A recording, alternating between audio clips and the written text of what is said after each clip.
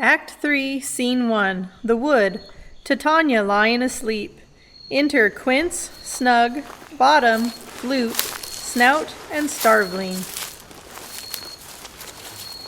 Are we all met? Pet, and here's a marvelous convenient place for our rehearsal. This green plot shall be our stage, this hawthorn brake our tiring house, and we will do it in action as we will do it before the Duke. Come, sit down, every mother's son, and rehearse your parts. Pyramus, you begin. When you have spoken your speech, enter into that brake, and so everyone according to his cue. Puck enters, unseen by the others. What hempen homespuns have we swaggering here, so near the cradle of the fairy queen? What? A play toward? I'll be an auditor, an actor too, perhaps, if I see cause. Speak, Pyramus. Thisbe, stand forth. Thisbe, the flowers of odious. Odors! Sweet. Odors! Odors, savor sweet. But hap thy breath, my dearest, Thisbe dear. But hark a voice, say thou but hear a while, and by I will to thee appear. Bottom exits. Mortal. A stranger Pyramus than e'er played here. Puck exits. Must I speak now? Aye, Mary, you must, for you must understand he goes but to see a noise that he heard, and is to come again. Most radiant, most radiant Pyramus, most lily white of hue, of color like the red rose of triumphant briar, as truest horse that yet would never tire, I'll meet thee, Pyramus, at Ninny's tomb. Ninus' tomb, man? Why, you must not speak that yet. That you answer to Pyramus. You speak all your parts at once, cues and all. Pyramus, enter. Your cue is past. It is never tire. Oh, as truest horse that yet would never tire. Re-enter Puck and Bottom with an ass's head. If I were fair, Thisbe, I were only thine. Oh, monstrous! Oh, strange! We are haunted! Pray, masters, fly, masters! Help! I'll follow you! I'll lead you about around, through bog, through bush, through brake, and through briar. Sometimes a horse I'll be, sometimes a hound, a hog, a headless tail, sometimes a fire, and neigh, and bark, and grunt, and roar, and burn, like horse, hound, hog, bear, fire, at every turn. Why did they run away? This is knavery of them to make me a bird. O Bottom, thou art changed. What do I see on thee? Oh, bless thee, Bottom! Bless thee, thou art translated! Exit all but Bottom. Enter Puck leading Oberon, who watched the following scene. I see their knavery. This is to make an ass of me, to fright me, if they could. But I will not stir from this place. Do what they can. I will walk up and down here, and I will sing, and they shall hear that I am not afraid. Bottom sings. The whistle cock so black of hue, with orange and tawny bill. What angel wakes me from my flowery bed? The throstle with his note so true, the wren with little quill. I pray thee, gentle mortal, sing again.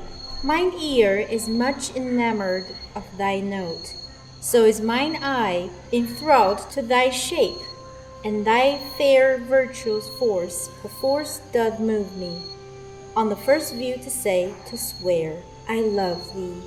Methinks, mistress, you should have little reason for that. And yet, to say the truth, reason and love keep little company together nowadays. Thou art as wise as thou art beautiful.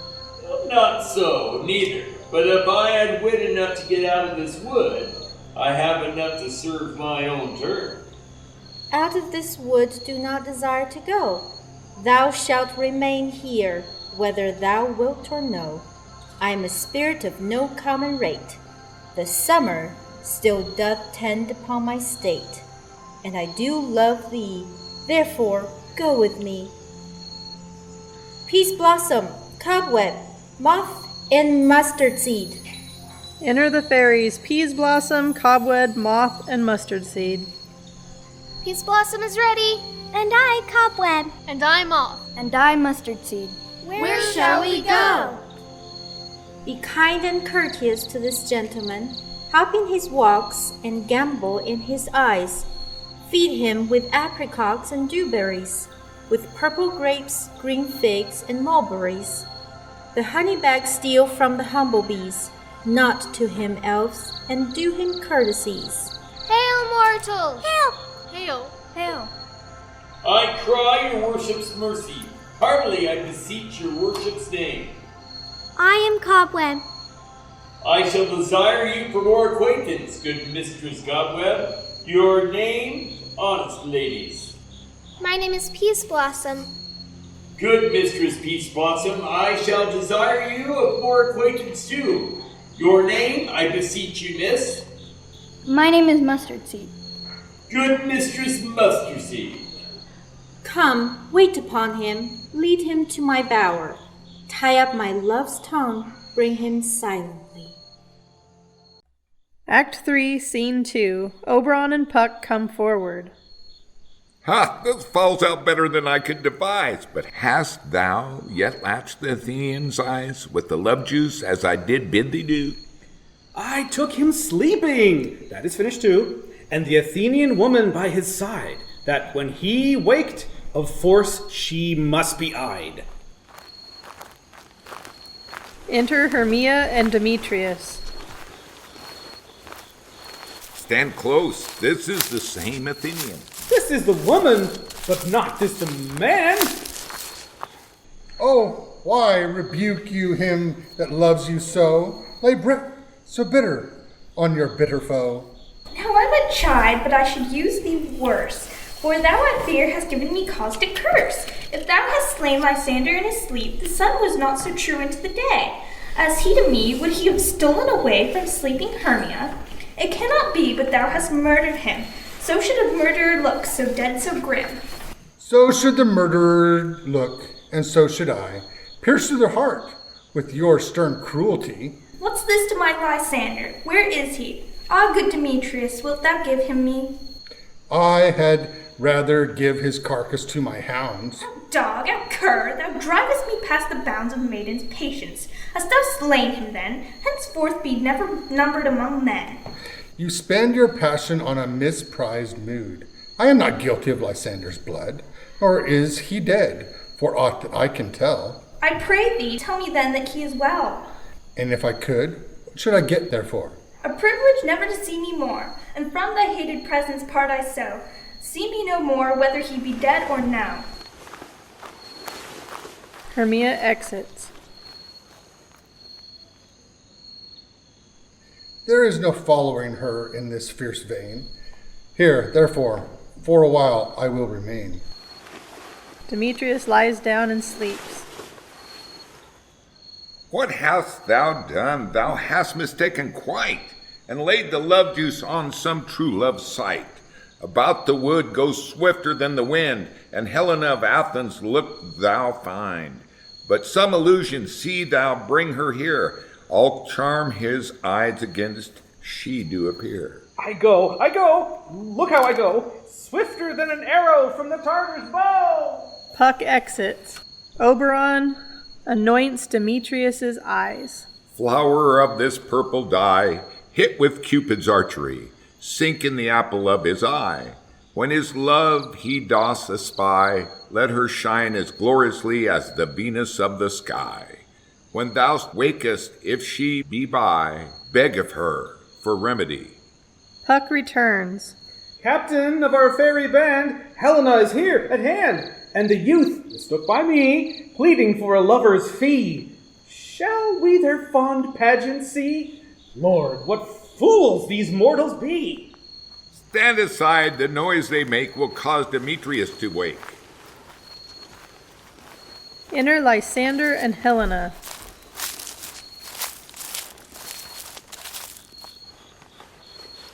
Why should you think that I should woo and scorn?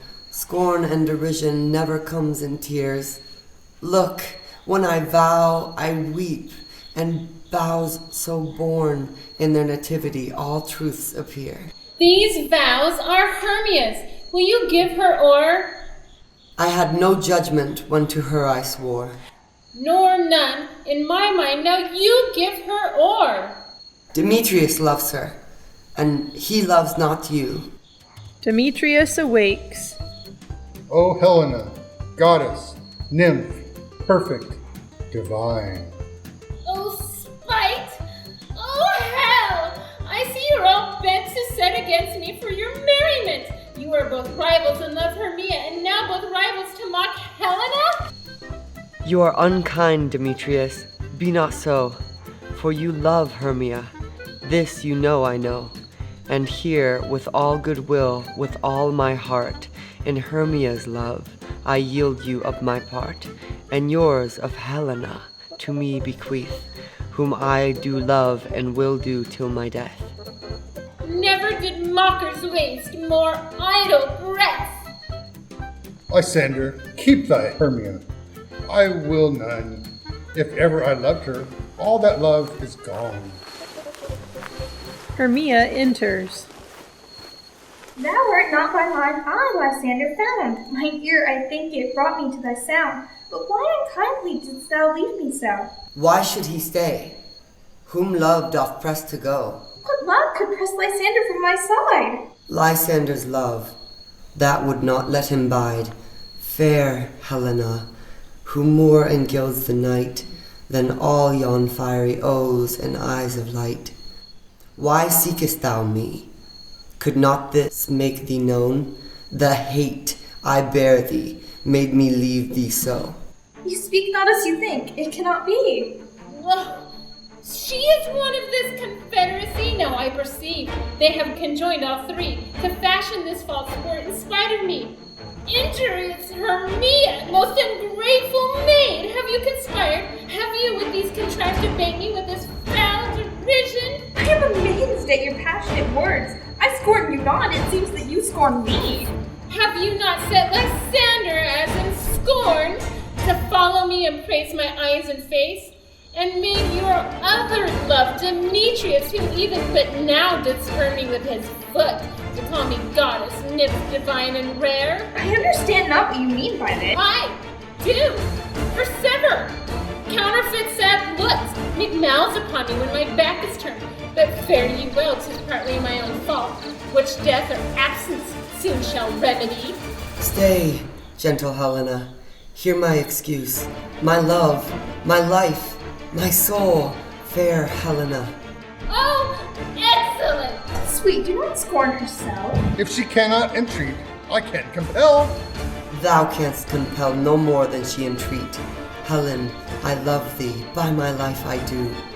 I say, I love thee more than he can do. If thou say so, withdraw, and prove it too. Come quick. Lysander, where to tense all this? Hang off, thou cat, thou burr, vile thing, let loose, or I will shake thee from me like a serpent. Demetrius, I will keep my word with thee. I would I had your bond. I will not trust your wood. What? Should I hurt her, strike her, kill her dead? Although I hate her, I'll not harm her so. What can you do me greater harm than hate? Hate me, wherefore? Am not I Hermia? Are not you Lysander? Since night you loved me, yet since night you left me. In earnest shall I say? I, by my life, and never did desire to see thee more. Therefore be out of hope, of question, of doubt. Be certain, nothing truer. 'Tis no jest that I do hate thee and love Helena. Oh me, you juggler, you canker blossom, you thief of love! What, have you come by night and stolen my love's heart from him? Fie! Fie, you counterfeit, you puppet, you! Puppet? Why so? I hath made compare between our statures. She hath urged her height, and with her personage, her tall personage, her height forsooth, she hath prevailed with him. Are you grown so high in his esteem, because I am so dwarfish and so low? How low am I, thou painted maypole? Speak, how low am I? I am not yet so low, but that my nails can reach into thine eye. Let her not strike me. You perhaps may think because she is something lower than myself, that I can match her. Lower, hark again. Good Hermia, do not be so bitter with me. I evermore did love you, Hermia, let me go. You see how simple and how fond I am. Why, get you gone. Who is that hinders you? A foolish heart that I leave here behind. What, with Lysander? With Demetrius. Be not afraid. She shall not harm thee, Helena. No, sir, she shall not, though you take her part. Oh, when she is angry, she is keen and shrewd. She was a vixen when she was at school, and though she be but little, she is fierce. Little again, nothing but low and little. Why will you suffer her to flout me thus? Let me come to her. Get you gone, you dwarf, you minimus of hindering not grass made, you bead, you acorn. Let her alone. Speak not of Helena. Now follow, if thou darest, to try whose right of thine or mine is most in Helena. Follow? I nay. I'll go with you. Cheek by jowl. Exit Lysander and Demetrius.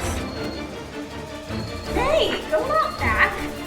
I will not trust you. I no longer stay in your cursed company.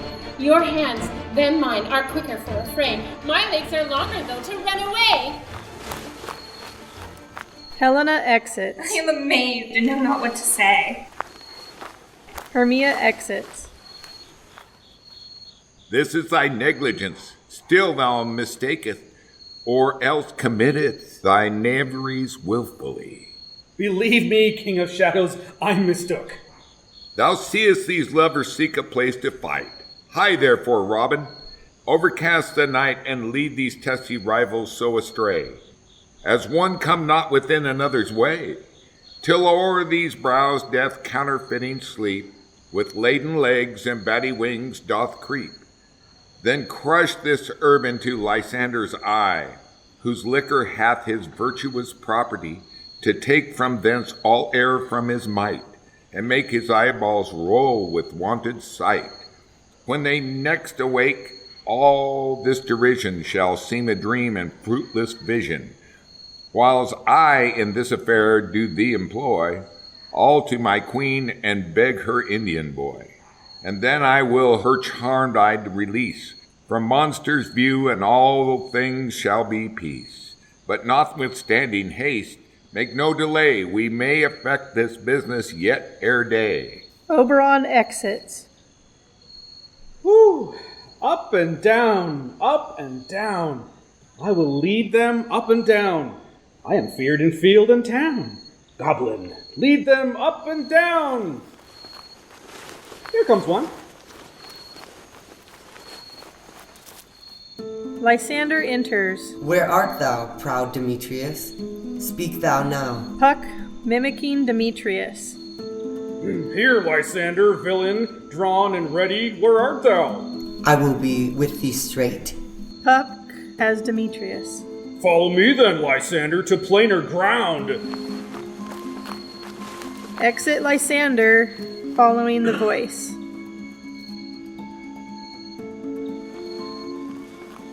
Demetrius enters. Lysander, speak again. Thou runaway, thou coward, art thou fled? Speak. In some bush?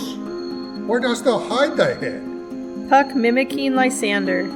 Come, Demetrius, recreant, come thou child. I'll whip thee with a rod. Yea, art thou there? Puck continues as Lysander. Follow my voice, Demetrius. We'll try no manhood here. Puck exits. Lysander enters. He goes before me and still dares on. When I come where he calls, then he is gone. The villain is much lighter heeled than I. I followed fast, but faster did he fly. That fallen am I in dark, uneven way. And here with rest me, come, thou gentle day. Lysander lies down and falls asleep. Puck re-enters with Demetrius.